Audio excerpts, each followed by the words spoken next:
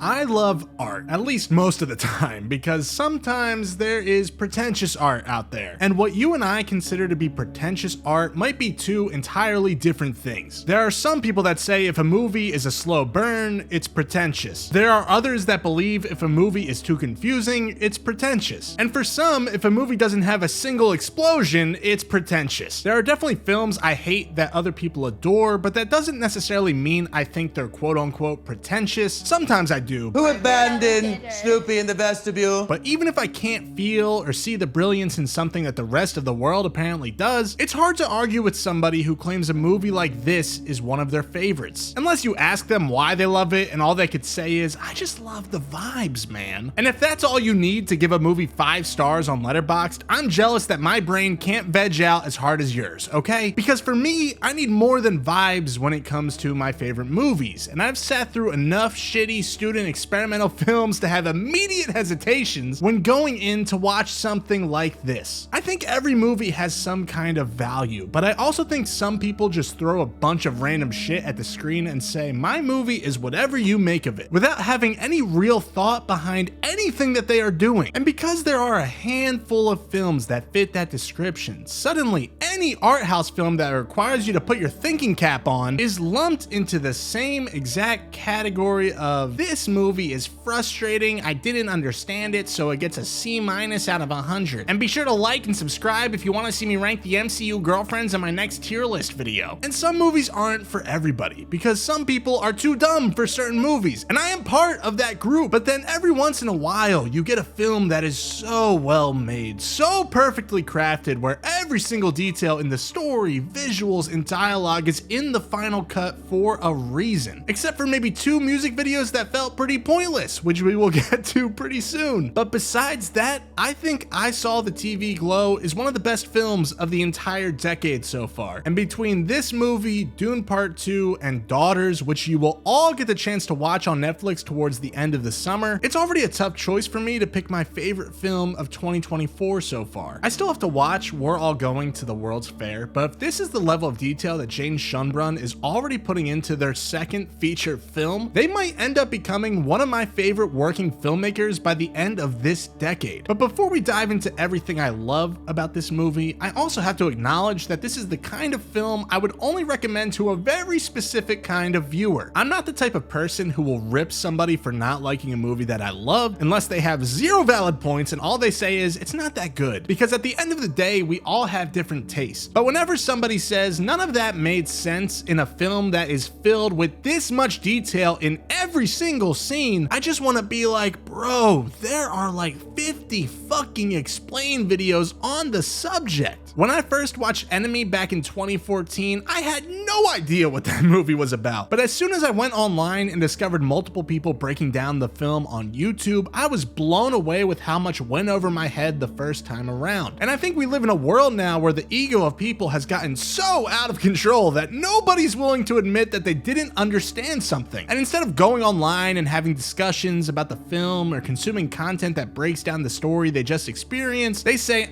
fuck that, give it 2 stars on Letterboxd and make an 8-minute YouTube video where all they say is, I don't like movies that are trying to be too artistic. That's not really for me. And if you're somebody that didn't understand it when you walked out of the theater, but you went home, did research on the themes of the film after watching it, and you still didn't really like it, that's cool, man. I'm not referring to you. I'm talking about the rest of the people on here that make me lose faith in humanity every time I log in. And maybe that's because so many people went into this with the wrong expectations, myself included, because I went in thinking this was going to be the next big A24 horror movie, mainly because I avoid trailers and everybody else kept saying this is kind of a horror movie, so it's kind of what I expected. And kind of a horror movie is a bit of a stretch, even though I think the final 15 minutes is one of the most dreadful sequences I've probably ever seen. So this is where I'm going to give my spoiler warning, because I want to get into everything that makes this movie special, and you can rent the movie now as we speak. So if you don't want to know anything anything at all going into this movie, be sure to save this to your watch later list so you can come back and talk about it with me. And if you need more of a reason to seek this movie out for yourself, just know that this was the first time I ever watched a movie twice in one day at the theater. There have been a handful of movies that I checked out 2 days in a row, but this was the first where I walked out of the theater, talked about it with my girlfriend for an hour, and then bought another ticket for later that night. So this is your final spoiler warning, but if you do want to go into this with the 15-second summary about what the film is actually trying to say, I feel like this is one of those movies where knowing a couple of spoilers can actually enhance your overall experience, and it'll make things easier to understand. So whether you want to stay for that or not, this is your final warning. I Saw the TV Glow is all about identity and the internal struggle of either living the life that you know was meant to be yours or letting time slip away faster and faster the longer you go without becoming the person you want to be. And more specifically, this is about somebody struggling to go through the trans experience and being haunted by the passing of time the longer they go on without making that decision to start living the life they want. And although I have no idea what it is like to go through a transition like that, I think when a film gets so specific in the details of a character and it really makes you connect with them, the movie somehow becomes more relatable and more general, and that's the magic of movies. I think the most important part about filmmaking or any kind of storytelling is that we can hop into the shoes of somebody else and experience life alongside them, whether that be a gangster, pirate, slave, superhero, or just a single mom trying to figure it all out. Cinematic storytelling is the closest we can ever get to understanding what it is like to be somebody else. And while I Saw the TV Glow may do an excellent job at portraying the trans experience, I found the film to be extremely relatable regardless, because at the end of the day, we all have a version of ourselves that we aspire to be. At least I do anyways. One of the reasons it took me so long to reboot this YouTube channel and get back into filmmaking is because after college, I felt this need to consume as much media as I could, whether it be movies, books, video games, or even productivity tips on YouTube. I felt like I wasn't informed enough to create movies or videos or just talk about anything on YouTube. So I would spend hours consuming things instead of creating things. And just to be clear, if you want to be a filmmaker, watching movies is definitely important, and it's something I do love doing. But as I spent the last few years consuming,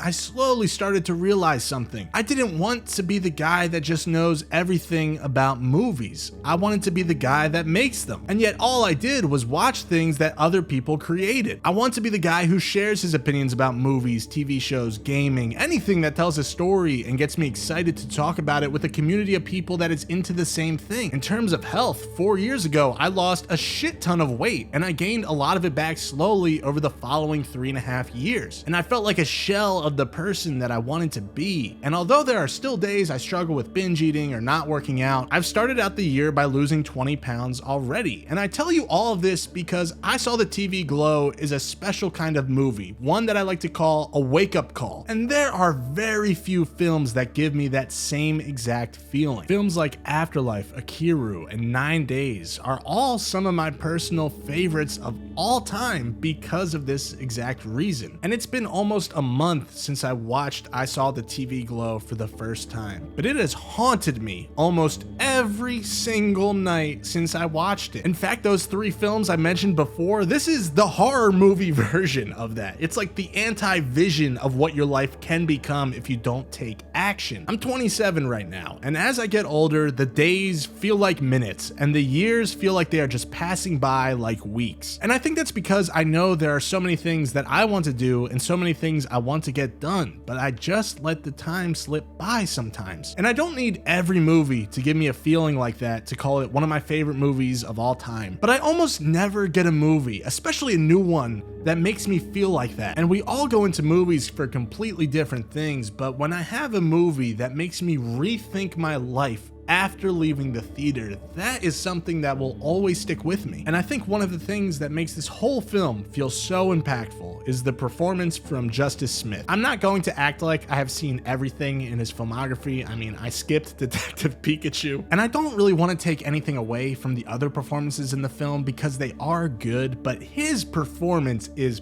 perfect. Every single expression, chuckle, low delivery of dialogue makes Owen feel like a real person. And whether you have been through this exact specific experience or not, I think he's able to sell that feeling of isolation better than any movie character in recent memory. I completely understand this film has zero chance in any Oscar category by this time next year, and Timothy might still have the more impressive lead performance of the year, but this is truly one of the best performances of the past 10 years for me. And I'm sure Jane does an excellent job at working with their actors, but this performance just really took me out of left field. I mean, I did not think this guy was capable of pulling out something like this. But on the topic of Jane's directing, I think it's absolutely brilliant. Like I mentioned before, there's very few filmmakers that I think don't waste any time. And I think that's a really important skill to have. And maybe there's some sort of editing experience here, but there is nothing wasted here. And not even from a scene to scene basis. I'm just talking about the details in every single frame of the film. This is one of those movies you could just break down for years to come and still find new things in it. It's always tough to say who the best filmmaker working today is, but Ari Aster is always going to be on that list for me. And I think the reason for that is because if you go back and watch Hereditary, Midsommar, and Beau is Afraid, and then watch somebody point out everything you missed in the background of those movies, and then go back and rewatch the movie, it's like watching a new movie. Like, you can't believe the attention to detail in every single thing, and I think Jane does the same exact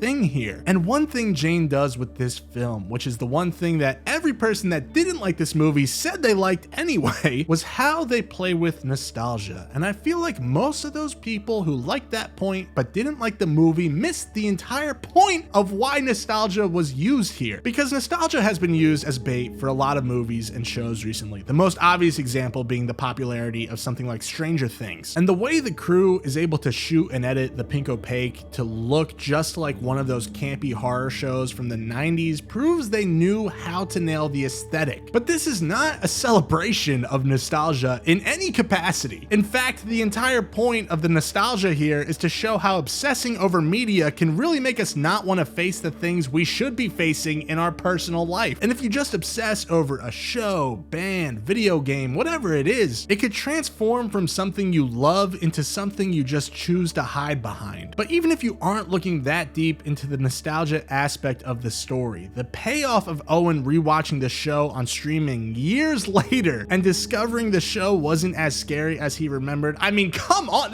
that's such a great idea. Like, God, they went off on this movie. Every single scene, especially on a rewatch the same day, felt like a gut punch, and it just gets more and more painful as the film goes on. The final montage of Owen going through life faster and faster and still not becoming the person he knows he is meant to be is so fucking painful and scary to watch. And it just blows my mind how anybody could sit through that and be like, oh yeah, you know, I don't get what they're trying to say. And to the final line of dialogue, I just felt completely moved by that entire thing. And to be honest, even though I think there is an argument where there could have been one or two scenes added on at the end, I don't know if I would change anything about this movie, except for the back-to-back music videos halfway through, which I get it. If you are blowing the budget and getting some of your favorite musicians involved, you probably want to include them however you can. But for me, that whole sequence at the bar just really sticks out like a sore thumb. And maybe it would be different if the first music video was less than 2 minutes, but it got almost funny how long it was going on for. And I'm sure it works for a lot of people, but it really did not for me. But other than that one quick sequence, I Saw the TV Glow is just a really special movie to me. In fact, making this video was kind of hard because I don't know how to fully put into words how impactful the movie actually is. I'm telling you, it's been a month, and there are nights I struggle to sleep because I can't stop thinking about Owen looking at that screen. I feel like it gave me some borderline panic attacks, waking up in the middle of the night thinking I'm gonna die one day and I gotta start getting my life together. And sure, maybe I've always had that problem and maybe that's not good. But if a movie is gonna make you feel that way,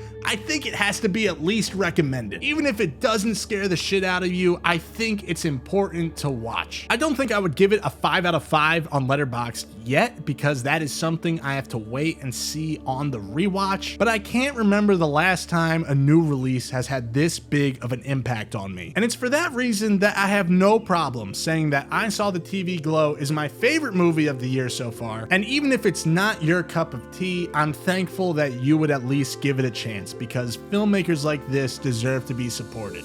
Is it my favorite of the year? Because Dune Part 2 and Daughters, they're all good. They're all great for 3 completely different reasons, so it's a tough call. But damn, it's been a good year for movies so far. Thank you guys so much for watching. I appreciate you as always. This is all my social media right here, but let's be real, Letterboxd is the only one that matters. So be sure to follow me on there for all my movie opinions and check out what I'm watching that's not new releases. And if you made it to this point in the video, be sure to like the video. I know Ryan didn't edit this one, I did, but it really helps us grow the channel a lot. And if you made it to this point, I feel like you kind of enjoyed it. And that's the best way you can support the channel, besides maybe subscribing, because if you really like my opinions here and you like what we're doing, we're trying to put out more and more stuff like this all the time, and we're just trying to build a community of people that like talking about films. And if that's something you want to do and you don't have as many friends in real life that talk about it, I've been there. Trust me, that's why I started a YouTube channel where I can't stop talking about them. So we'd love to have you here, and hopefully I keep delivering some stuff that you agree with or disagree with. Doesn't really matter. As long as we talk respectfully in the comments down below, that's all that matters. But I want to know what you thought of this movie. Did it impact you as much as me?